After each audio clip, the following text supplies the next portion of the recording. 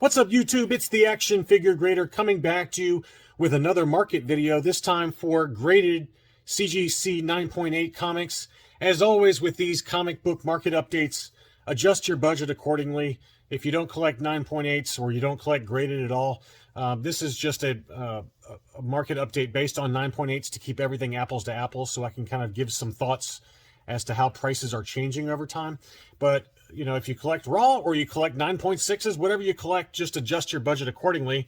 It's more just kind of a general thought process of some interesting books. And believe it or not, I made this entire video without talking about the High Republic comics at all. I think, if memory serves, it's kind of half and half between vintage and then modern, and then I've got some Dark Horse era comics interspersed in there. So I think it's a pretty nice mix. I wanted to talk first about the vintage Marvel runs. And the first one that kind of came up here in terms of recent sales was Star Wars #5. And this is not one that we've talked about in the past, but this is part 5 of Star Wars A New Hope movie adaptation. So towards the end of that movie in terms of its depiction in the comics. And it's the first comic book appearance of Wedge Antilles from Rogue Squadron. And we all know that there is a Rogue Squadron movie kind of in the works right now, and we'll see if that actually happens. But it looks pretty solid at this point. There's been enough information out there with regard to the director and kind of the pre-production stuff that it sounds like it is happening fairly soon. And so Wedge Antilles, I would think, will have a pretty major role within that movie. So a lot of people are speculating, okay, we probably need to pick up some Wedge Antilles books. To me personally, I would not pick this one up. I think, you know, it is early, you know, so you're going to be paying a lot more for it. It's, you know, November of 1977. It's the 5th book ever in terms of Star Wars comics, in terms of standard size comics. I'm excluding like weeklies and things like that overseas. But, you know, this one sold for $598, which, you know, in my mind seems like a pretty good deal. But I think if I'm going to go for something to speculate with regard to Rogue Squadron, I would get that one that we've talked about in the past with the AT-AT walkers and Luke's in the snowspeeder and kind of holding his lightsaber for the Battle of Hoth. I can't remember which number that is. Forgive me on that one, but I think it's like 40, somewhere in there.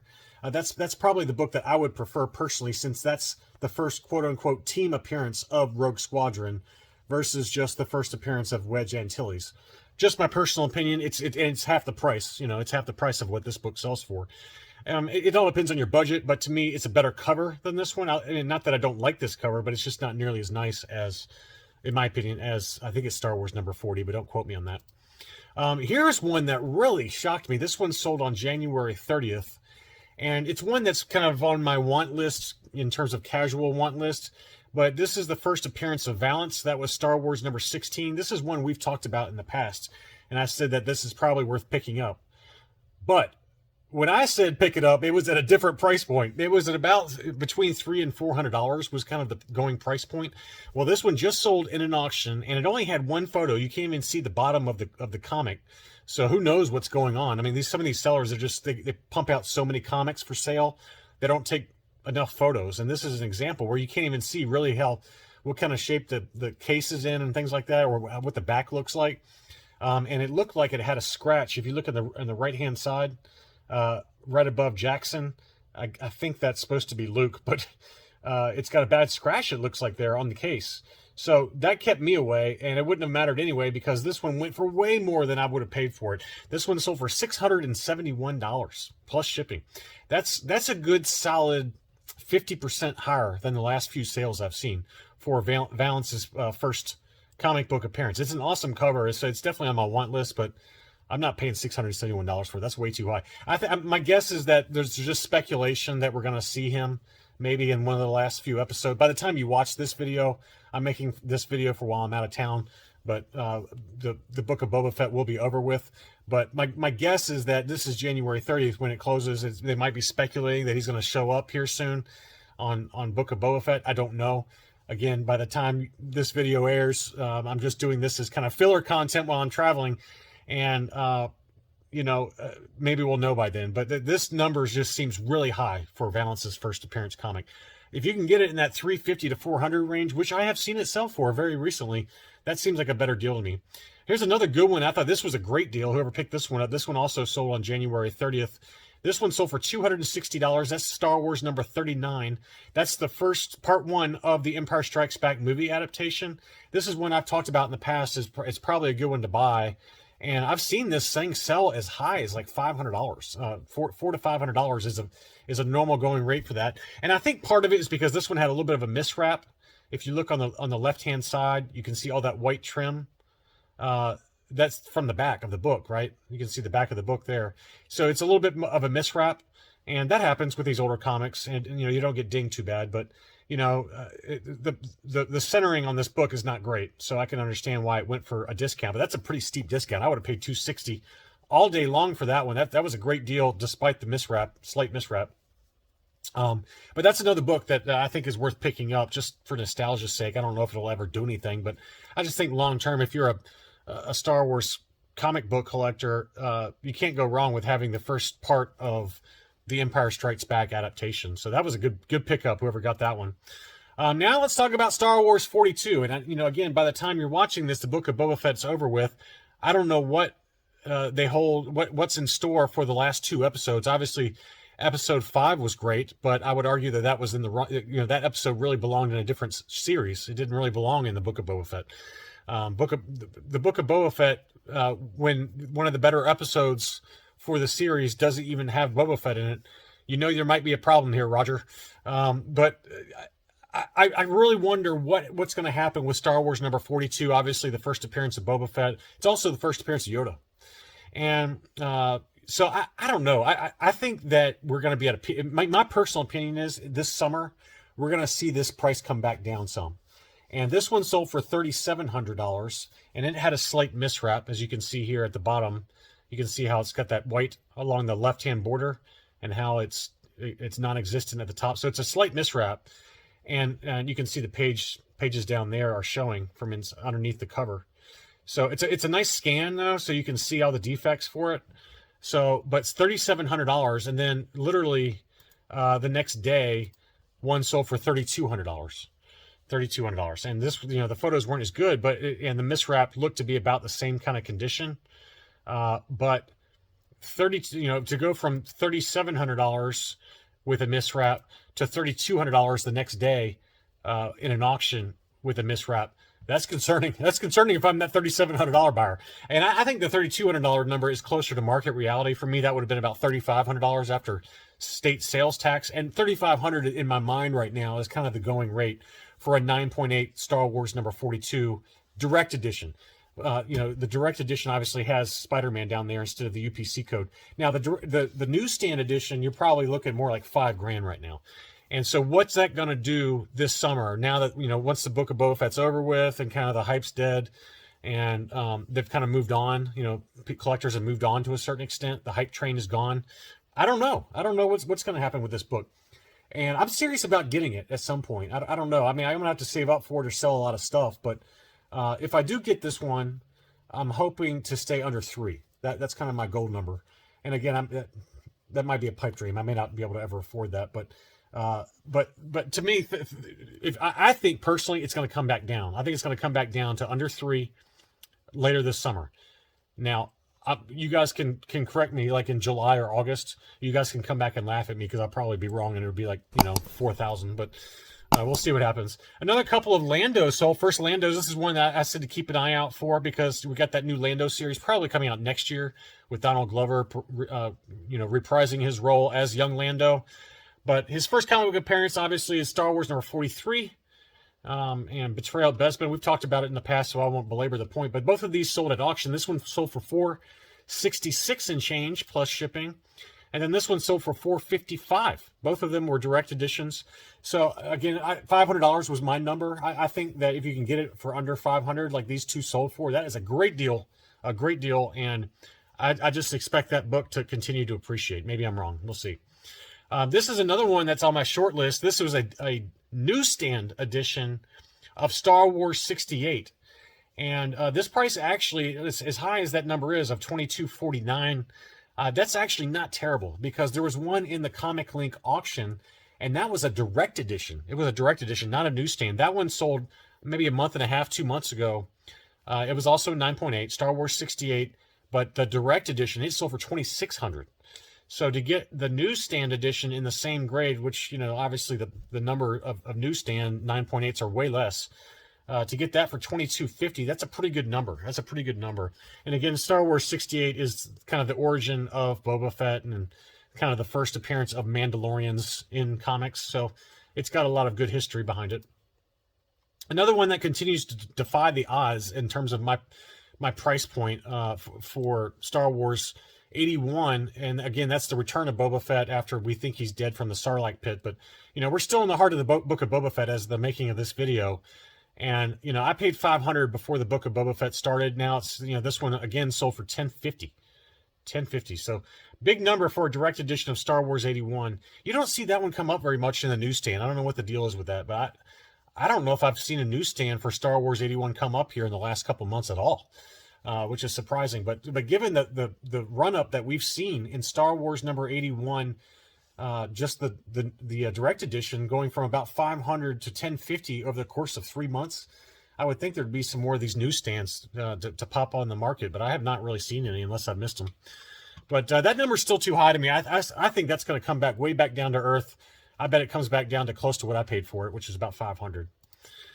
Here's one that we haven't talked about, but the more I look at it, I just really like it. It's the adaptation of the Return of the Jedi. So Return of the Jedi number 1. It's got a great cover, good colors, great color pop. It's got Luke, Lando in his skiff guard disguise, and then Leia in her Jabba the Hutt prisoner disguise, or slave Leia disguise. And so, I don't know. This is another one where, will it make a bump in price? Probably not. Probably, not like a significant bump, but it is affordable. It's more affordable than, obviously, Star Wars number 1 or the Empire Strikes Back Part 1 adaptation. So to get the Return of the Jedi adaptation number 1, I think that's not a bad deal. I would definitely take it. This one sold for $200, best offer accepted. So, 175-ish is probably the number. That's a pretty good number for a vintage Star Wars comic and tied to, the movie adaptation. And who knows, we might see Luke again, the current version of Luke in The Mandalorian Season 3. So maybe get some bump there. Who knows? Next is another one we've talked about, and I think unfortunately I missed the window. I missed the kind of the bottom for Knights of the Old Republic number 9. This is the first full appearance of Darth Revan. Great cover, but it bottomed out kind of at $985, $1,000 for a 9.8, and it's been slowly on the upswing, and it bumped back up. It hit like $985, $1,000 for about a month, maybe a month and a half. And since then, it's been going straight up. This one sold for $14.99. I've seen a few sell at auction in the $1,100 to $1,200 range. So I think this one's on the upswing. I don't know if it'll get back up to the $2,000 number range, which is what it hit during the peak of the comic book market. But that's a nice book. That's a really nice book. That's one I'd like to have, but I'm not paying $1,500 for it. But who knows? If all the Darth Revan rumors start to heat up even more, that $1,500 price point might be considered a bargain here a year or two from now.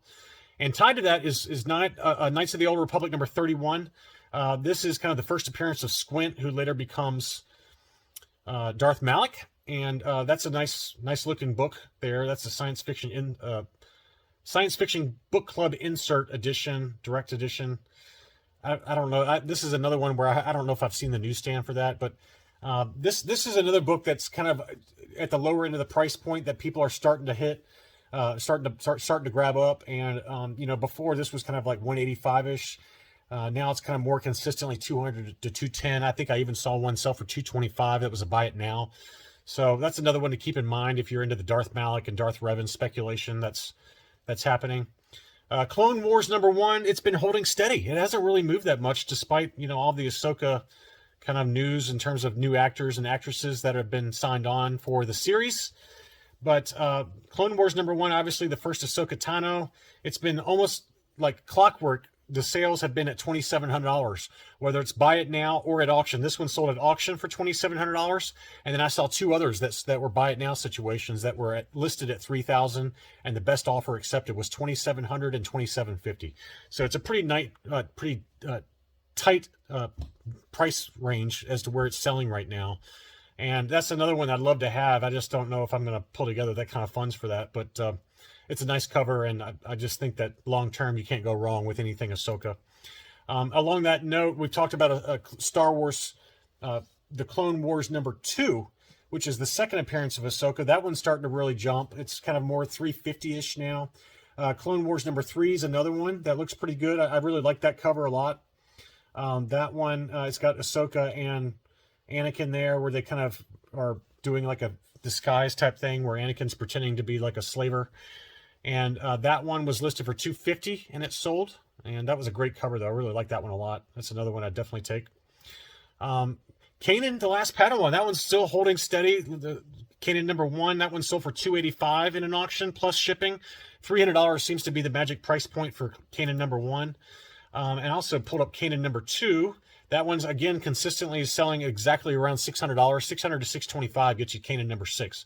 So those are the two big Kanan, the Last Padawan books if you're trying to speculate on Ezra Bridger or Sabine Wren or Era Syndulla, people like that that are very likely to make an appearance in Ahsoka.